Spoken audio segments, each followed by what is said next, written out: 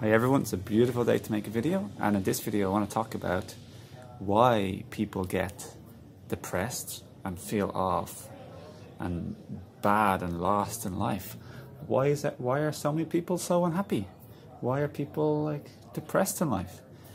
So one reason people are so depressed and in life and lost, it all boils down to two things primarily. And the two things are disconnection and unnatural living and unnatural practices. So one thing that I've noticed in my life was when I was younger and I was really disconnected from my truth, and that's the biggest psychological and mental thing which makes people depressed and just feeling off and kind of crappy-ish in life. It's because they're disconnected and they're not living their truth. They're disconnected from the truth.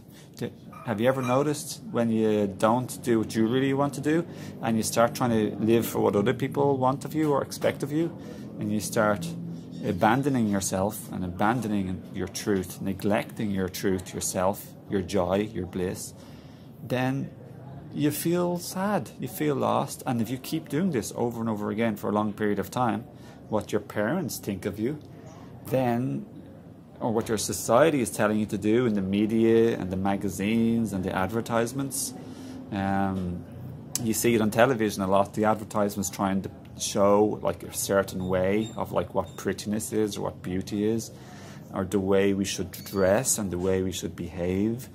And it's a cultural sort of programming, you could say.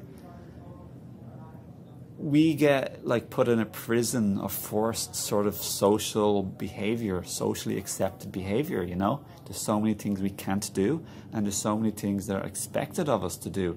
And a lot of the time, only some people like these things, but a lot of the people don't really want to, go to academic school up until the age of 18. They might hate school. I personally used to hate school.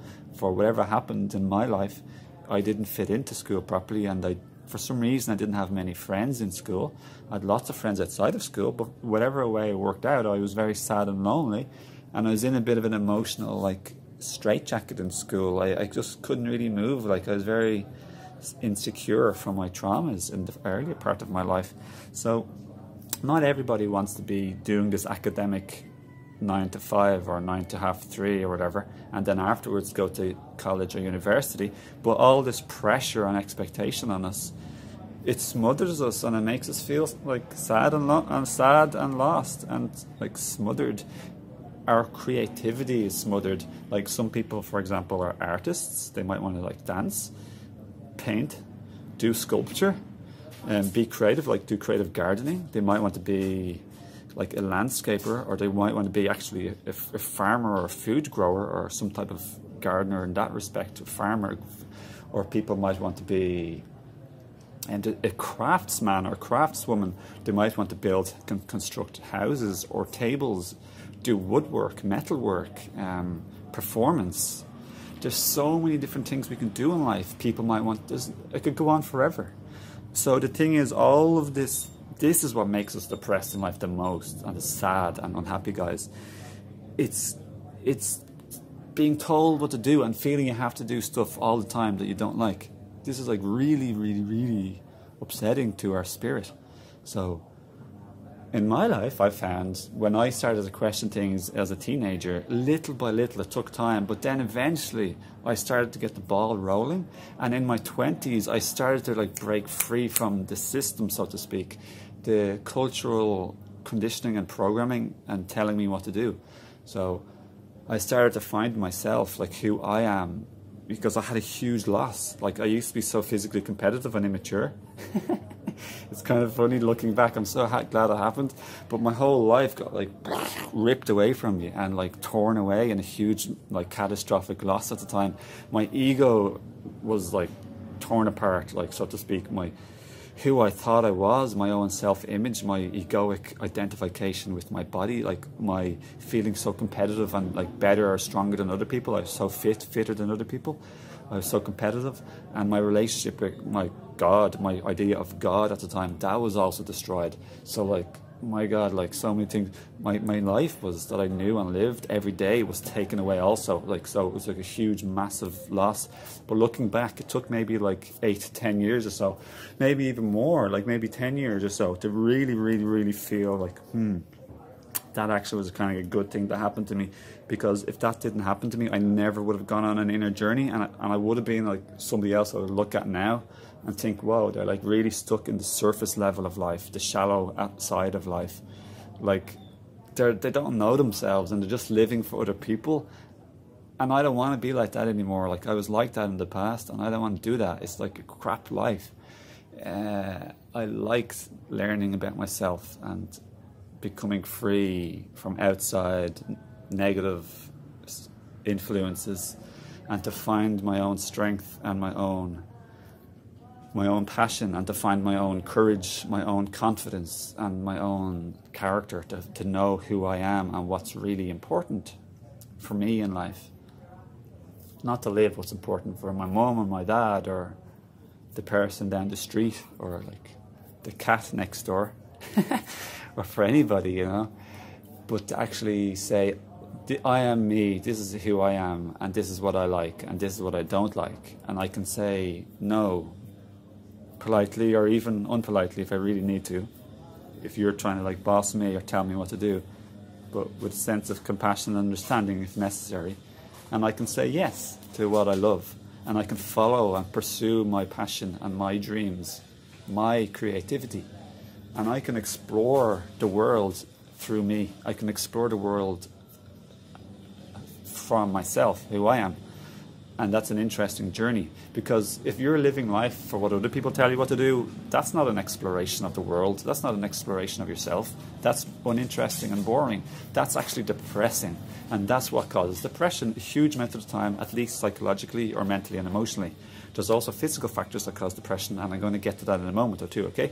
Because I'm just sort of talking about what's most interesting to me and what's the primary thing in this video, which is self-abandonment and living your truth.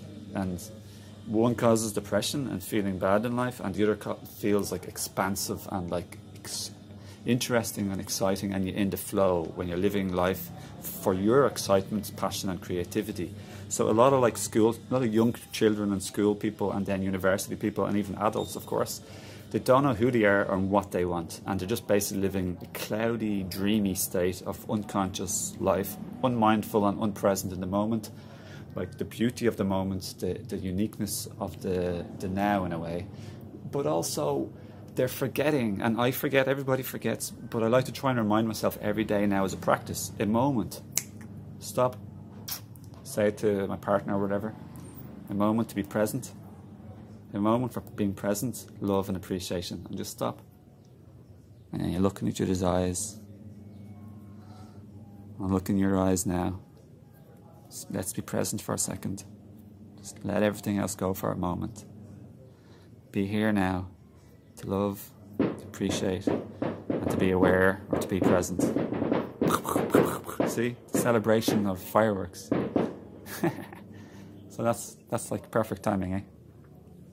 So life is synchronistic, and these magical things just happen perfect timing. Like I always look at the clock and it's like 1311 or like 1111 or 1113. It's like they're my numbers. You have your numbers. We all have divine guidance showing us the path and showing us what our higher self agrees with, or our spirit family and guides outside of the Matrix. If you've seen that film, The Operators. If you haven't seen The Matrix 1, I like that film and I recommend it. But another thing that causes depression, anyway, getting onto more of the physical. So everyone, please do what you want to do. Let go of the people trying to tell you what to do, the naysayers, the disapprovers. Let go of your fear of other people's thoughts and opinions about you, and start living your life for yourself, okay? Learn how to say no to your parents, family, friends, neighbours, anybody, workmates, colleagues, and learn how to say yes to yourself. I guess in my life what happened, how I let go of fear of other people's opinions or social anxiety, which I never suffered from, but we all have a degree of social fear or anxiety, you know, sometimes. But how I found I really let go of that, and how I became also regarding like being different, or like diet and lifestyle. How like somebody asked me the other day, "Oh, and how did you like how do you, like, for people saying you're weird, or like you're a freak, or like thinking you're a freak, or like, how do you deal with the people? I just said, well, to be honest, I just became confident. So then I know, like, I'm not a freak, and I'm doing something that's healthy and positive and normal and natural to me. I just educated myself with knowledge that's accurate. And the more I became educated about the subject, about like food or diet and different health practices, I realized this is actually way healthier and much more better for the world and for myself. And I'm confident in my knowledge and ability to respond. So I was confident in my ability to respond to a situation or to a person, and that's what confidence is. It's not about like what happens in life. Confidence is all about your own belief in your ability to respond to a situation. Okay, so play that back again. It's not what happens. It's about your own feeling of ability to respond to a situation. Okay, that's what confidence is. So that's what I did. And so guys, I'm going to move on to the physical factors of disconnection and stagnation, because what I just explained there is disconnection from your truth and truth's inner self, and the stagnation that causes, it's a blockage. So the opposite of disconnection and stagnation is connection, and flow. There's no longer stagnation, there's a flow. So connection and flow, that is such an exciting place to be in life. And that can be just like energetic, it's chakral, it's your major chakras, it's your heart, it's your mind, it's your inspiration, and it's also your blood vessels and your lymph system, and your blood system, lymph system, and your meridian systems, okay, energetically, your aura. So when you do what I do and follow your truth and clean up your mind and your heart from your past traumas and your false beliefs, that'll create openness. Because a lot of us believe things that aren't true, and they totally get in the way of our life. For example, sometimes we think, I can't do this, and that's a belief, it's limiting. And we change that and say, okay, I can do this. And nearly all the time we can, but we have these limiting beliefs. So limiting beliefs is an enormous thing to become aware of, and then secondly, after becoming aware of, to let go and work with, to investigate. So you let go of your limiting beliefs by investigating your belief systems.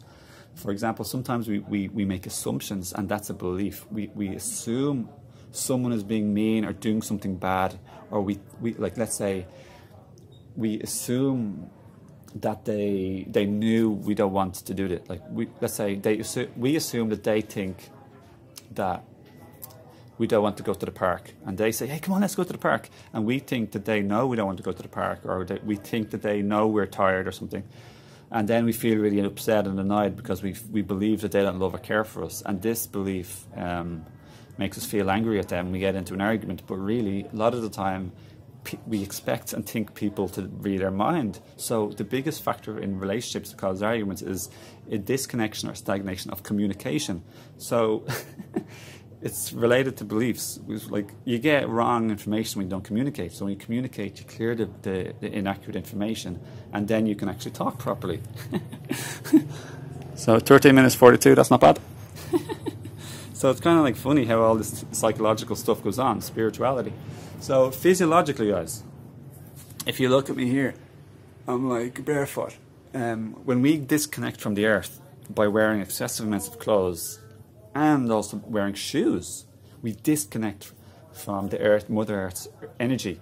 And shoes, when we connect to the earth, okay, first of all, we dissipate all the negative electromagnetic frequencies called EMFs, which come from cell towers, phone lines, and all of the communication of like phone and electrical impulses that are artificially man-made. So even if from being emotionally upset, we have this in our aura, okay? So when we connect to the earth, it harmonizes and balances the EMFs, okay? So it heals the disturbance that's created energetically. So that's one thing, okay? Barefoot is amazing for EMF protection and cleansing. Number 2, being barefoot is amazing. It gives us a free, constant stream of negative electrons, which are antioxidants. So it's been shown and proven in tests that being barefoot for 20 minutes a day or so, 1, really helps anxiety and fear and negative emotions, but 2, it helps inflammation and like arthritis and inflammatory conditions of our body, like, which is loads, everything. Like they say the root cause of disease is inflammation.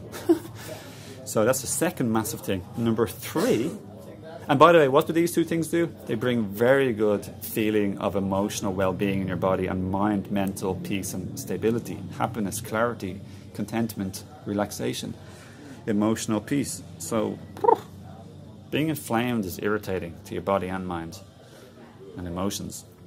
What does barefoot do? Number 3, it gives you reflexology when you're walking. Super soothing and good for our organs. So this is a massive holistic experience to be barefoot.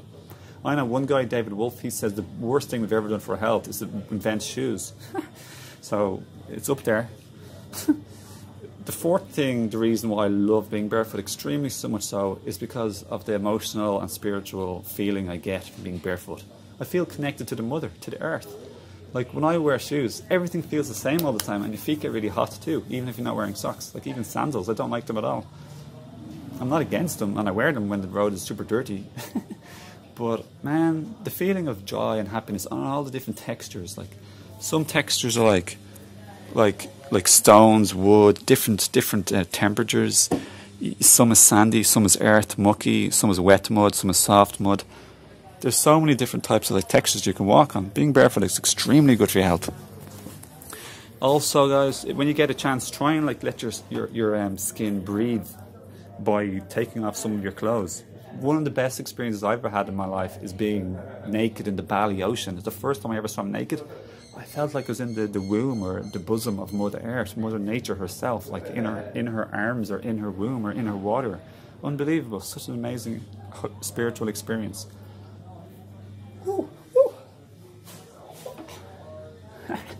So another thing that we must do regarding natural practices and natural living is food, guys, food and drink. Like just think about the drugs, the obvious drugs like cigarettes, alcohol, and various other drugs. And unnaturally overdoing things, like overeating is an unnatural practice, and going to bed too late is an unnatural practice.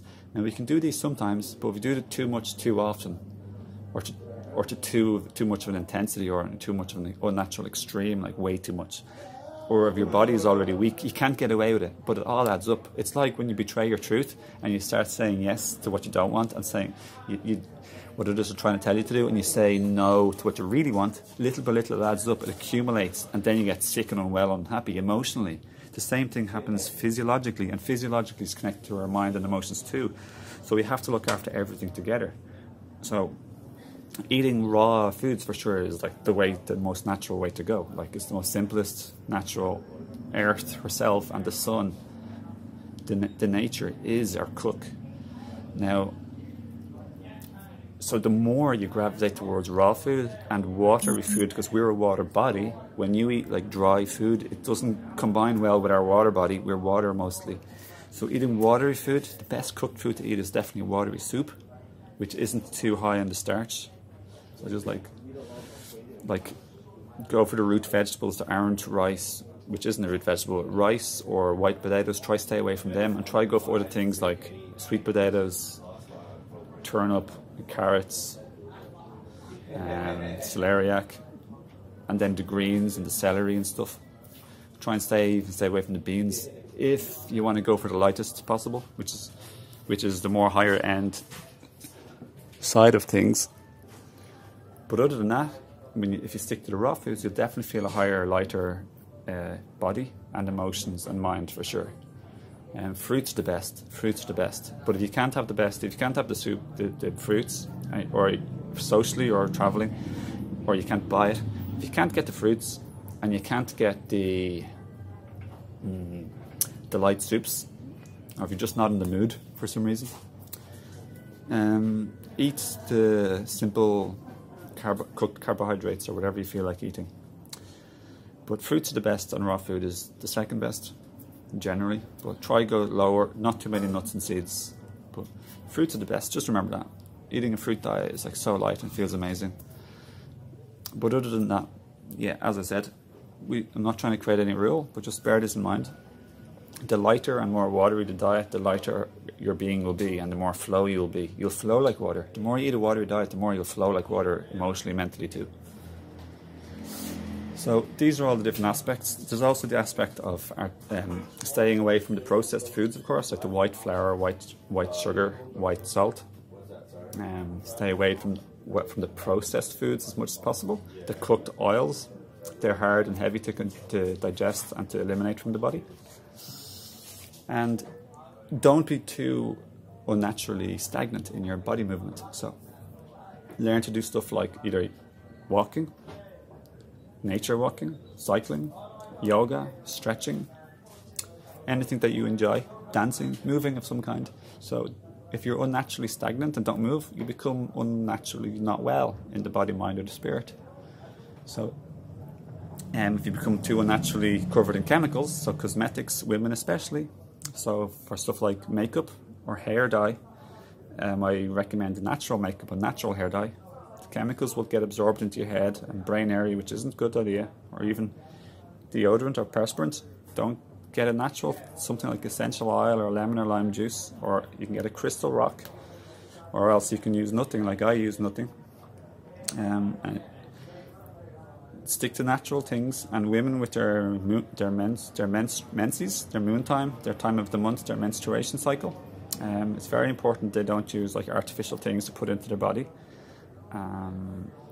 Things with chemicals, because that gets absorbed and that can cause vaginal problems in the future. Or we don't just want to stay away from the chemicals, everybody, and stick to the natural things. It's a simple given idea and fact or truth. Natural things will make you healthier and heal you and prevent unwell, and unnatural things or living practices or chemicals, etc., will make you unwell or sick and make you even worse if you're already sick. So that's what I want to say really in this video. I think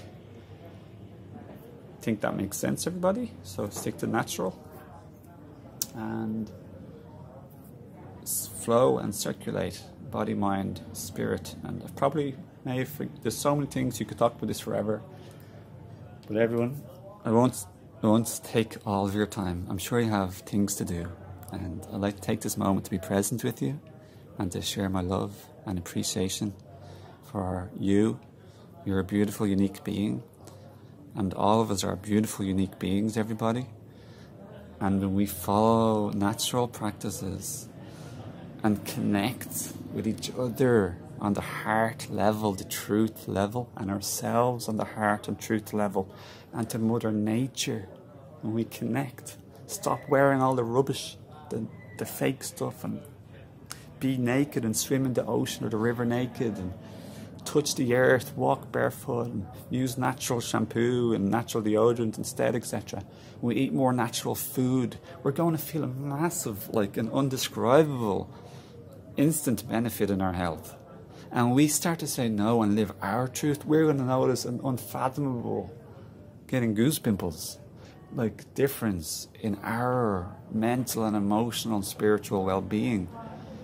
We have to learn to say no to what doesn't serve and say yes to what serves us, our highest good. Little by little. Life is a journey. Don't expect to do it all in one go. Just little by little. As many things as possible. Say yes to as many good things as possible and no to as many bad things as possible that doesn't serve you.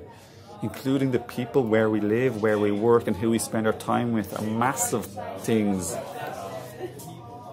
So being present many times per day, to be mindful and aware in the moment, and to share love and appreciation. Everybody, we are all unique, beautiful, creative beings, and don't let us not be bad copycats or bad imitators, pretending to be somebody we're not. Shine your light and show who you are with the world. That's the greatest gift you can ever give to yourself, and the greatest gift you can definitely ever give to the world. Not a poor imitation or a bad copy, but to be an original with love and integrity, without causing harm and destruction. Original and free with love and integrity, and then you allow others to be themselves. So it's not about trying to seek. What happened to me was when I stopped trying to seek approval from the outside, and when I started to approve and accept myself, that's how you become free and confident. So repeat that. When we stop looking for approval and acceptance from others, and we accept and love and approve ourselves 100%, accept ourselves 100% for the way we are, that's when we become free and open up the stagnation and the blockage, the disconnection. That's when we open up our heart and our mind and our energy, and we're going to feel like 1,000 million billion trillion times more better then, and we're going to live the best life ever for ourselves, little by little, and for everybody. So everyone, I'll leave you with that. Have a lovely day. Go forward with goodness in your heart and mind from this video, and be kind and be generous, and give stuff to people you don't know today. Just do something generous, a compliment, a tiny present, some money, anything. It feels really good to connect. It's all about connect, and unblock and unblock and unblock and unblock and unblock and let go and let go and let go, and unstagnate and get the flow going, get the juices going. We all know what it's like to have the good juices flowing, everyone. So have a lovely day, and thanks for watching. I'll see you again in another video. Stay really well, happy and healthy, true and free and authentic. See you everyone. Bye.